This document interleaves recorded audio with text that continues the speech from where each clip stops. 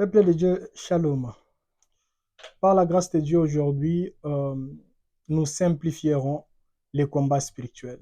Et je suis sûr et certain que les hommes et les femmes qui nous suivent, vous comprendrez que vous étiez seulement en train de craindre les diables, les démons, etc. C'est parce que vous n'aviez pas cette révélation. Moi, personnellement, en regardant vraiment en arrière, je me dis, si j'avais cette connaissance, peut-être il y a 5 ans, il y a 6 ans, il y a 7 ans, je ne pouvais plus vraiment avoir peur devant les diables, devant les démons, etc. Alors, sans pour autant tarder, aujourd'hui, je parlerai de la catégorie des personnes devant lesquelles les diables ne résistera jamais. Il ne résistera jamais.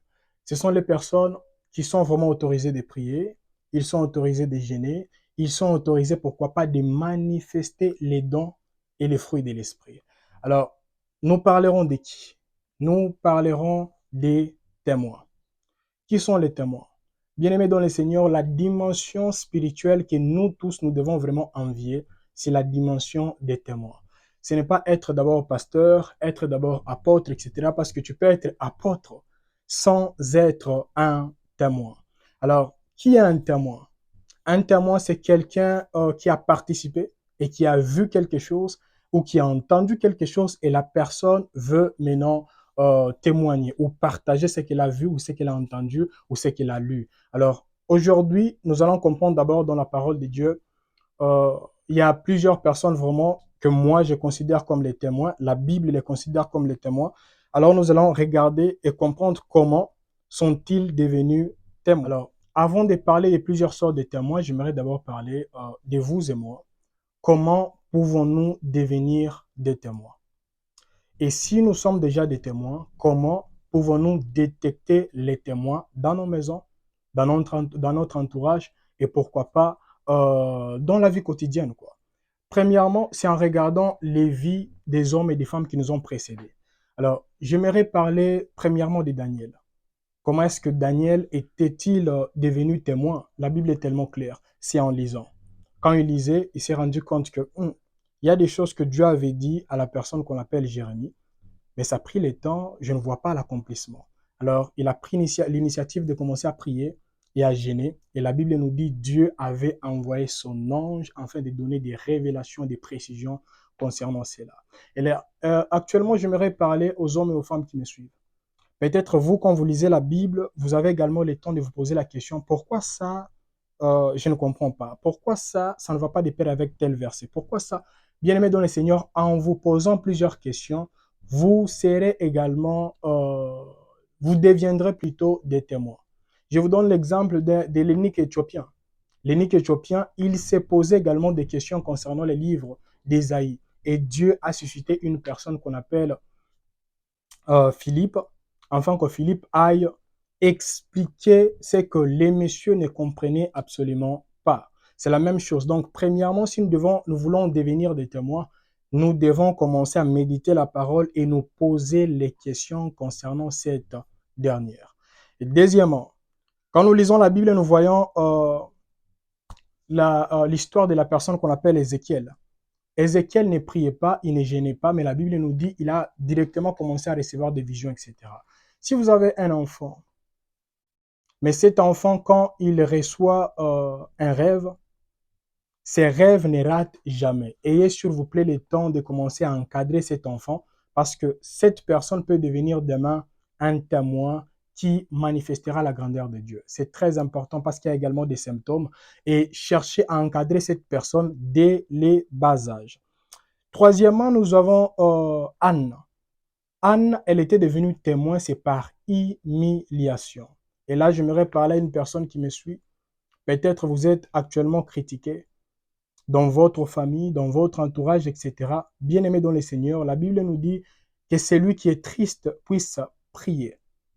Si il y a des hommes et des femmes actuellement qui devaient normalement vous assister et vous soutenir dans cette période, mais ce sont les personnes qui s'élèvent contre vous, s'il vous plaît, que cette humiliation vous rapproche de Dieu, comme c'était le cas de la personne ici qu'on appelle Anne.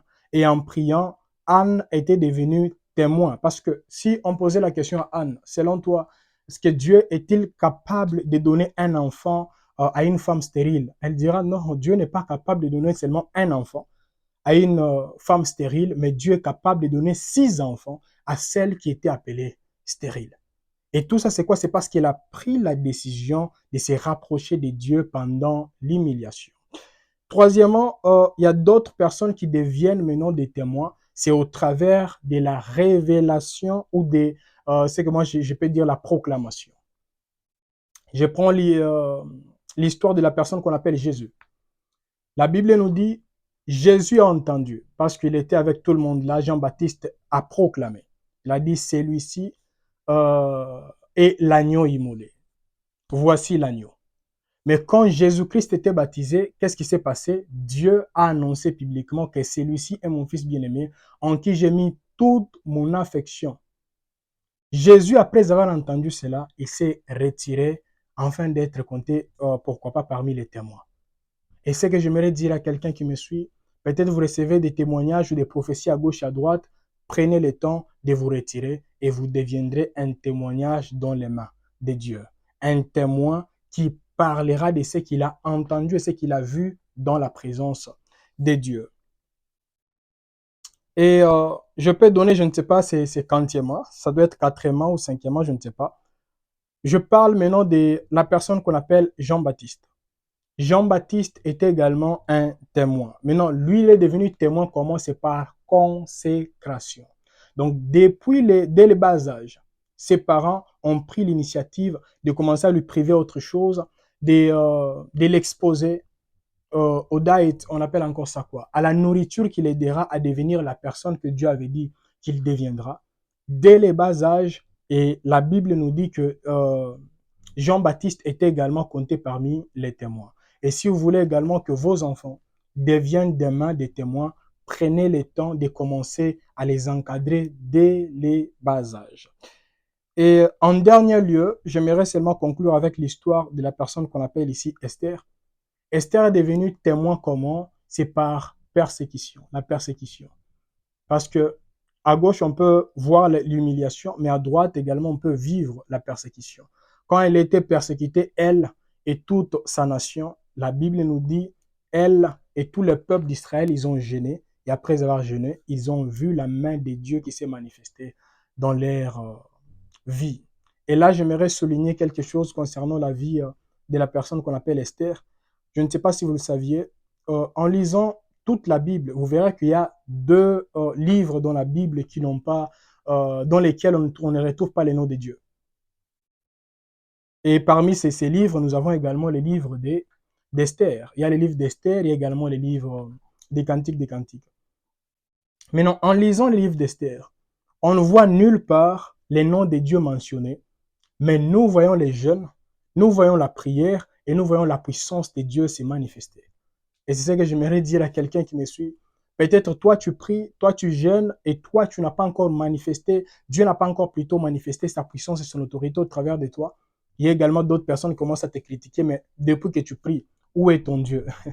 Bien-aimé dans le Seigneur, c'était le même cas avec les personnes qu'on appelle les Israélites qui s'est retrouvés dans un pays étranger. Mais quand ils ont prié, quand ils ont jeûné, les mêmes personnes qui disaient que nous pouvons les anéantir, ce sont les mêmes personnes qui ont dit on ne peut pas résister en face de ces peuples. Alors, c'était seulement l'introduction. Et là, j'aimerais maintenant développer et nous allons comprendre qu'est-ce que nous devons faire afin de mettre fin à tout ce que l'ennemi est en train de faire dans nos vies et dans notre entourage. Nous allons lire un passage, le livre de Luc, chapitre 18, du 1er verset au 7e verset. Nous allons lire au nom de Jésus-Christ de Nazareth. Jésus leur adressa une parabole pour montrer qu'il faut toujours prier et ne point se relâcher. Il dit, il y avait dans une ville un juge qui ne craignait point Dieu et qui n'avait d'égard pour personne. Il y avait aussi dans cette ville une veuve qui venait lui dire, fais-moi justice de la partie adverse. Pendant longtemps, il refusait, les juges. Mais ensuite, il dit en lui-même, quoique je ne craigne point Dieu et que je n'ai d'égard pour personne, néanmoins, parce que cette veuve m'importune, je lui ferai justice, afin qu'elle ne vienne pas sans cesse me rompre la tête. Le Seigneur ajouta, entendez ce que dit les juges iniques. Et Dieu ne fera-t-il pas justice à ses élus, qui crient à lui jour et nuit? Et tardera-t-il à leur égard? Amen. Alors ici, nous devons comprendre, en lisant ici, que le monde spirituel fonctionne comme dans un procès. Mais non, dans un procès, nous avons premièrement un juge. Deuxièmement, nous avons les accusateurs ou la partie adverse. Et là, vous comprenez. Mais quand nous lisons la parole de Dieu dans les livres d'Apocalypse, les chapitres 12, je pense que ça doit être le verset 11, on nous parle, le verset 10, on nous dit, et j'entendis dans les ciels une voix forte qui disait, maintenant le salut est arrivé, et la puissance et le règne de notre Dieu, et l'autorité de son Christ, car il a été précipité l'accusateur de nos frères. C'est lui qui les accusait devant notre Dieu jour et nuit. Il les accusait devant les justes juges. Nous avons un accusateur. À part ça, nous avons également besoin d'avoir des témoins. Alors, d'un côté, nous avons des faux témoins. De l'autre côté, nous avons des bons témoins. Alors, bibliquement parlant, dans les livres d'Apocalypse, 2 fois, dans les chapitres 1er et dans les chapitres 3, on a appelé la personne de Jésus-Christ les témoins fidèles, où on peut seulement lire cela. Apocalypse chapitre 1, les versets 5, la parole de Dieu nous dit, et de la part de Jésus-Christ, les témoins fidèles. On se limite par là. Et puis Apocalypse chapitre 3, le verset 14, écrit à l'ange de l'église de Laodicée. Voici ce que dit l'Amen, les témoins fidèles et véritables. Amen. Je peux d'abord me limiter par là. Maintenant, par ici, nous devons comprendre quoi, bien-aimés dans le Seigneur.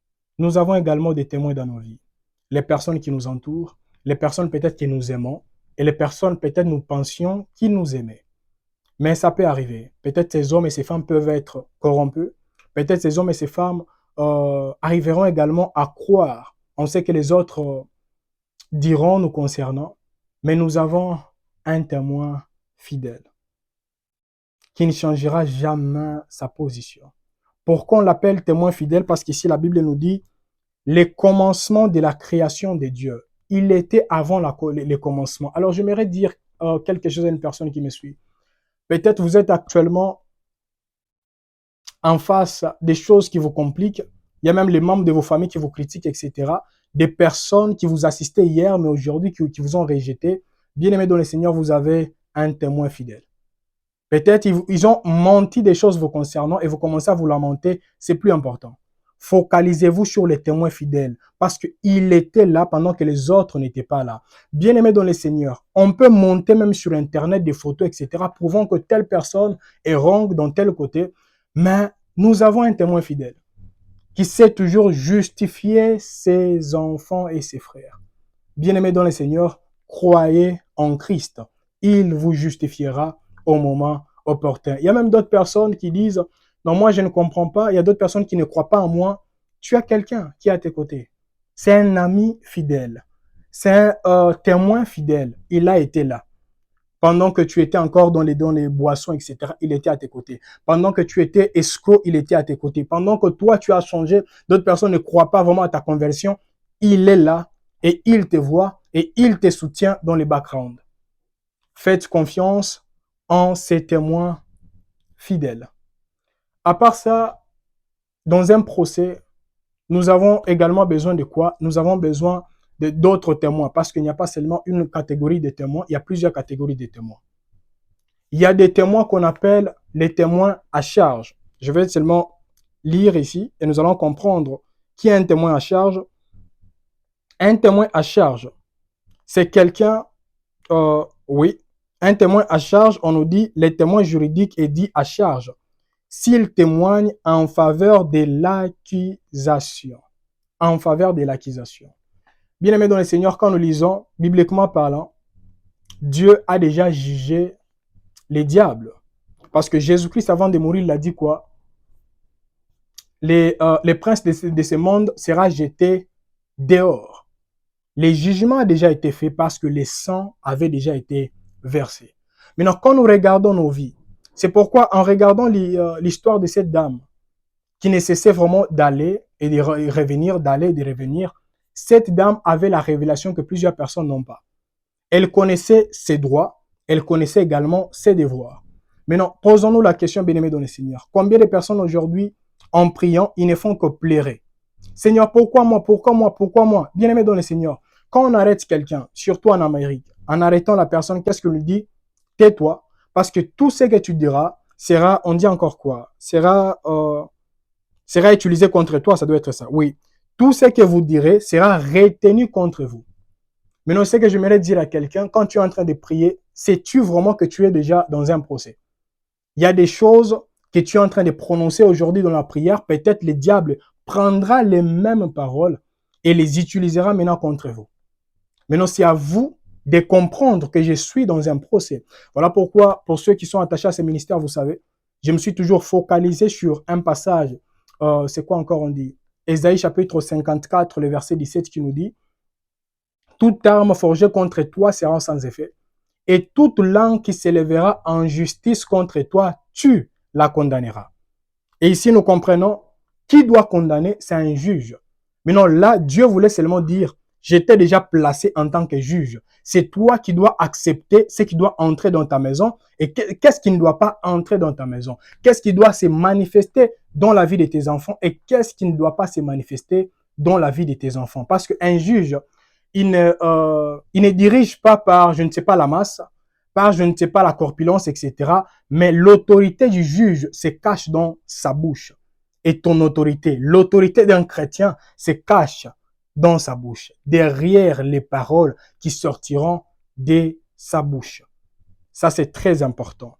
Maintenant, là, nous avons un témoin à charge, donc nous devons également être comptés parmi les personnes qui diront, diable, là, tu ne peux plus entrer. Parce que la Bible dit ceci et la Bible ne dit pas cela. Alors, quand nous descendons, nous avons également un autre témoin qu'on appelle un témoin à décharge. Un témoin à décharge a quoi pour rôle? On nous dit ici, à décharge, s'il témoigne en faveur de la défense. Waouh! Ça veut dire que tu peux regarder les membres de ta famille. Tu regardes, tu dis non. Je vois dans ma famille à ça, ça, ça, ça, et tu commences à dire, au nom de Jésus-Christ, je suis en train de décharger cette personne de tout ce qu'il est en train de la troubler, car la Bible dit ça et la Bible ne dit pas ça. C'est vous qui serez maintenant en train de dire, restitue. Tu as volé ça dans la vie de tel, mais là, je te dis maintenant, tu dois restituer tout ce que tu as pris dans la vie de tel et dans la vie de tel. Alors, en descendant, nous voyons également, il y a d'autres témoins qu'on appelle les témoins muets. Maintenant, qui est un témoin muet? Un témoin muet, ça peut être une chose, parce qu'on nous dit, et la pièce à conviction, la preuve.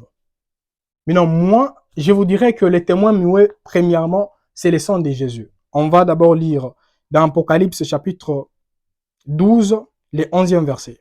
Apocalypse 12, le 11e verset. Tout chrétien maîtrise vraiment ces passages. La Bible nous dit, ils l'ont vaincu à cause du sang de l'agneau et à cause de la parole de leur témoignage, et ils n'ont pas aimé leur vie jusqu'à craindre la mort. Amen. Ils l'ont vaincu à cause de deux choses. Premièrement, à cause du sang de l'agneau. Parce que le sang de l'agneau est la preuve. La preuve déjà que nous avions été rachetés depuis très longtemps. La preuve disant que toi, tu n'es plus esclave du diable, mais tu es devenu maintenant esclave de Dieu. La preuve disant que tu as déjà été racheté et tu appartiens maintenant à Dieu. Tu n'appartiens plus au diable. Maintenant, c'est très important. Nous également, en tant que témoins, nous devons brandir également des pièces qui seront utilisées comme les témoins muets. Donc, ces pièces n'auront pas besoin de parler.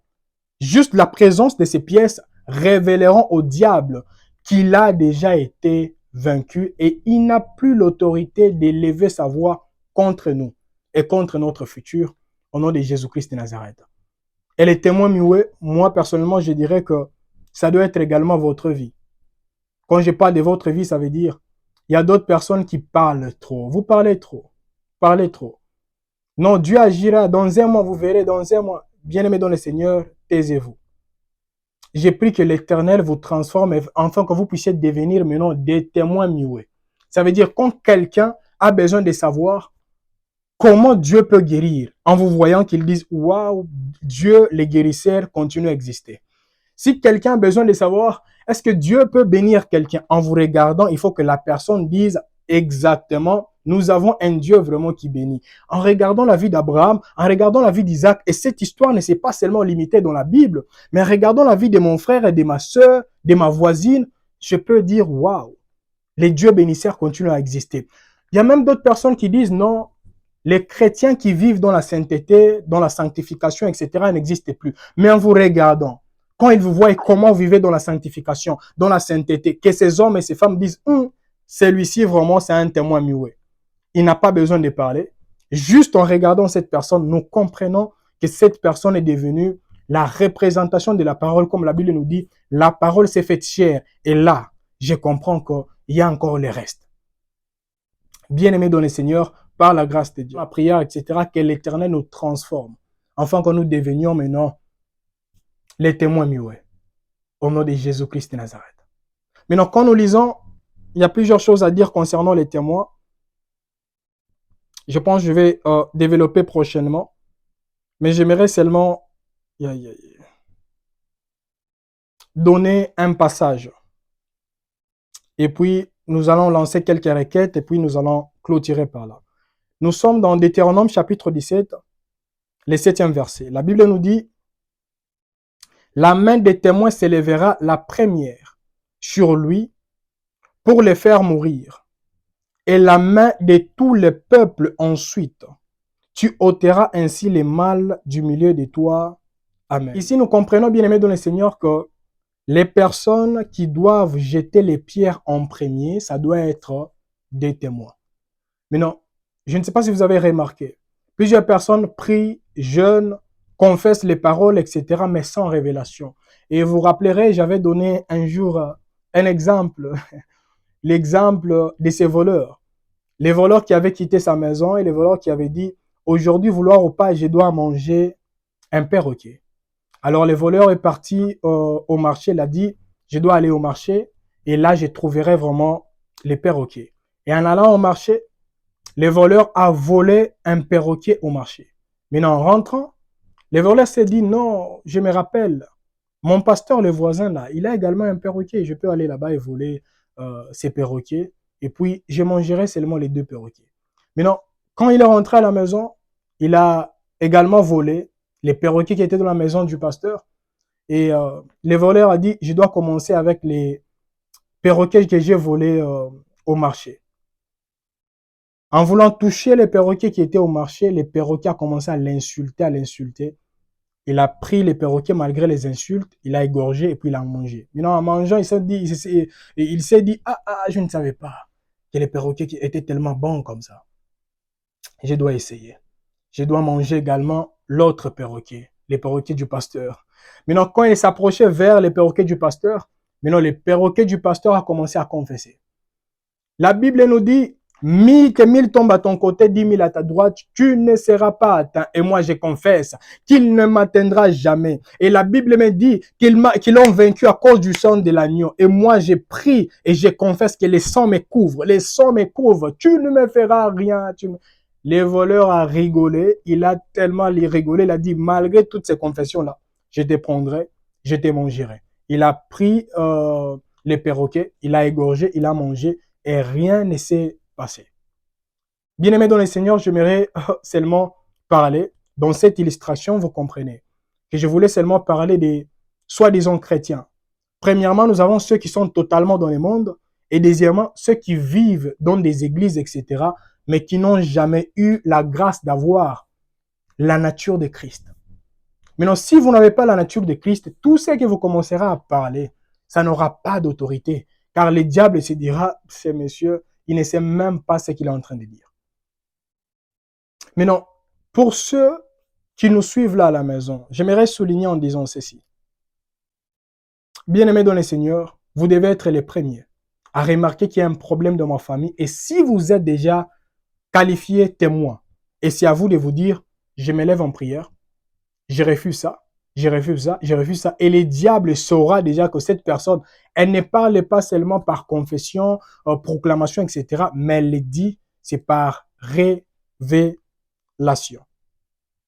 Maintenant, en lisant la parole de Dieu, nous allons comprendre une chose. J'aimerais seulement me limiter par ici, mais nous allons comprendre une chose. Et la chose que nous allons comprendre, c'est quoi, bien-aimé dans le Seigneur? Moi, quand je suis arrivé ici, j'étais vraiment étonné. C'était rare, et ça continue à être rare, de voir les dollars. Vraiment, toucher les dollars ici, c'est vraiment compliqué.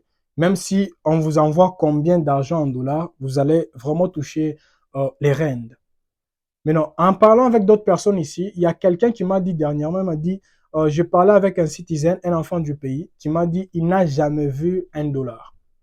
Et c'était la première fois, quand je lui ai brandi mon dollar, c'est quand la personne avait touché pour la première fois les dollars américains. Maintenant, là, j'aimerais dire quoi? La personne a dit, moi, je ne vois que les dollars à la télé, mais je n'ai jamais vu les dollars vraiment face-to-face. C'est la même chose, bien aimé dans le Seigneur. Il y a d'autres personnes, si vous êtes témoin, ça veut dire que vous avez vu et vous saurez maintenant différencier les vrais du faux. Un témoin, c'est quelqu'un qui a vu et quand il verra autre chose, il dira non, non, non. Là, peut-être c'est la religion, mais Dieu n'est pas là-dedans. Parce que la personne a déjà vu ce que Dieu a dit et ce que Dieu veut manifester dans la vie de plusieurs personnes. Et la personne se dira, ça ne vient pas de Dieu et ça vient de Dieu. Maintenant, j'ai pris par la grâce de Dieu que Dieu nous ouvre les yeux, afin que nous puissions être comptés parmi les témoins. Les hommes et les femmes qui recevront des messages, les hommes et les femmes qui verront ce que Dieu voudra manifester dans leur famille et qui dira oui à Dieu et non au diable parce qu'ils connaissent très bien leurs droits et également leurs devoirs au nom de Jésus-Christ de Nazareth. Là, j'aimerais lancer seulement 2 requêtes et nous allons nous limiter par là. La première requête, c'est quoi? Quand nous lisons la parole de Dieu, nous allons comprendre que la volonté de Dieu, il voulait que tout un peuple puisse devenir, pourquoi pas, des témoins. Voilà pourquoi la Bible nous dit, quand Dieu parlait avec Moïse, il parlait seulement avec une personne, un témoin. Et un témoin a délivré toute une nation. Et j'aimerais dire à quelqu'un qui me suit à la maison, peut-être tu es dit, moi je suis le seul ou la seule qui prie chez moi, dans ma famille. Mais il n'y a pas plusieurs personnes qui me soutiennent et plusieurs personnes qui prient avec moi. Moïse était seul. Mais Dieu l'a utilisé avec Aaron afin de délivrer tout un peuple. Et toi, tu peux être seul. Mais Dieu peut t'utiliser. Les problèmes, ce n'est pas les nombres, mais le problème, c'est la puissance du témoignage. Comme je l'ai toujours dit, il n'y a pas de témoins sans témoignage et il n'y a pas de témoignage sans puissance. Et il n'y a pas de puissance sans connaissance. C'est pourquoi c'est très important en tant que témoin que vous puissiez savoir qu'est-ce que Dieu attend de vous et qu'est-ce que Dieu n'attend pas de vous, parce que Dieu ne manifestera sa puissance que là où il vous a déjà placé. C'est très important. Maintenant, nous allons prier. Nous allons prier. Comme je le disais, quand nous lisons la parole de Dieu, nous voyons que la gloire de Dieu qui s'est manifestée, parce que la Bible nous dit pendant la journée, la gloire de Dieu s'est manifestée en colonne de nuée. Et pendant la nuit, c'était en colonne de feu. Et c'est tous les peuples qui le voyaient. Parce que Dieu a voulu que tous les peuples deviennent des témoins. Alors, peux-tu élever la voix vers Dieu et dire, Seigneur, j'aimerais également être compté parmi les témoins. Et je te demande, élève également des hommes et des femmes dans ma famille, afin que dans ma famille, qu'il y ait également plusieurs témoins qui verront ce que toi tu voudras et ce que toi tu veux manifester. Prions au nom de Jésus-Christ de Nazareth. Seigneur, j'ai prie. J'ai prie, Éternel, que tu puisses nous aider. Aide-nous, Éternel, afin que nous puissions être comptés parmi les témoins. Les hommes et les femmes qui verront ce que tu feras. Les hommes et les femmes qui prendront des décisions aujourd'hui, mais qui béniront des nations et des nations au nom de Jésus. Des hommes et des femmes qui se décideront de se focaliser sur leurs devoirs et leurs droits, afin de résister au diable, de manifester Jacques chapitre 4, le verset 7. Nous soumettre à la volonté de Dieu, résister au diable et qu'il aille loin de nous. Seigneur, je prie. Je prie que tu puisses élever ta main, Seigneur, dans nos vies. S'il y a eu des choses, des paroles qui ont été prononcées, afin d'aveugler les témoins, dans les familles de ma soeur et dans les familles de mon frère, Seigneur, j'ai pris que tout ce qui était dit puisse être anéanti la soirée d'aujourd'hui au nom de Jésus-Christ de Nazareth. Anéanti la journée d'aujourd'hui au nom de Jésus-Christ de Nazareth. Afin que les grâces qui ne fonctionnaient plus commencent à fonctionner désormais dans nos familles et dans nos quartiers et dans nos vies au nom de Jésus-Christ de Nazareth. Et la deuxième requête, là où j'aimerais vraiment que nous puissions clôturer aujourd'hui, nous voulons seulement dire ceci. Comme je l'ai dit et je le répète encore, il n'y a pas de témoin sans témoignage et il n'y a pas de témoignage sans puissance. Je ne sais pas quel est le témoignage que Dieu vous a donné depuis très longtemps. Je ne sais pas qu'est-ce que Dieu vous a chuchoté depuis très longtemps, mais nous allons dire ceci, Seigneur, j'ai besoin que ces témoignages puissent être accompagnés d'une puissance. Parce que tu as dit au travers de Jésus qu'il ne fallait pas d'abord aller prêcher l'évangile, mais il fallait aller d'abord se reposer à Jérusalem et attendre le Saint-Esprit, attendre que la puissance se manifeste. Prions au nom de Jésus-Christ de Nazareth. Seigneur, je prie, Éternel, que tu puisses équiper tes fils et tes filles. Seigneur, équipe tes fils et tes filles, afin que les témoignages que toi tu as déposés ou les témoignages que toi tu déposeras dans les bouches de tes fils et dans les bouches de tes filles puissent sortir avec un impact terrible, éternel, et puissent transformer les vies des uns et des autres au nom de Jésus-Christ de Nazareth. Seigneur, étends ta main, Seigneur, afin que tes fils et tes filles qui nous suivent, éternel, puissent être équipés. Équipés, Seigneur, afin que les attaques qui viendront, ça peut être dans 2 mois, ça peut être dans 3 mois, ça peut être aujourd'hui, ça peut être demain, mais qu'ils puissent être équipés et qu'ils sachent comment s'élever en prière et comment anéantir toutes ces paroles. C'est en ton nom Jésus-Christ de Nazareth, nous avons ainsi prié, nous disons Amen. Bien-aimés dans le Seigneur, merci de nous avoir suivis. Et là, j'aimerais seulement nous rappeler, s'il vous plaît, vous pouvez accepter de tout perdre, mais n'acceptez pas de perdre votre dimension. N'acceptez pas de perdre votre statut de témoin. Parce qu'un témoin, quand nous lisons la parole de Dieu, la Bible nous dit, nous devons normalement être des témoins à Jérusalem, en Judée, en Samarie, etc., jusqu'aux extrémités de la terre. Nous comprenons qu'il y a des témoignages qui sont locaux, il y a également des témoignages qui sont internationaux. Et moi, je sais qu'il y a un témoignage que Dieu a déposé, il a déposé en vous, et ce témoignage vous amènera très loin, et il y aura des hommes et des femmes qui diront, je ne savais pas que Dieu était également capable de faire ceci et cela, car Dieu nous transformera en témoins muets, afin que nous ne puissions pas être comptés parmi les personnes qui parleront seulement trop, mais les hommes et les femmes qui se présenteront seulement, mais la puissance et l'autorité de Dieu, les merveilles de Dieu nous accompagnera. Comme la Bible nous dit, voici les miracles qui accompagneront ceux qui auront cru. Ceux qui auront cru en qui? Jésus-Christ qui est le témoin fidèle. Que le Seigneur vous bénisse et vous garde. Rendez-vous demain, toujours à la même heure, et nous allons commencer notre moment de jeûne et de prière, comme vous le savez, la semaine du 17 au 31 octobre. Soyez vraiment là et nous passerons un bon moment dans la présence de Dieu. Shalom et à la prochaine.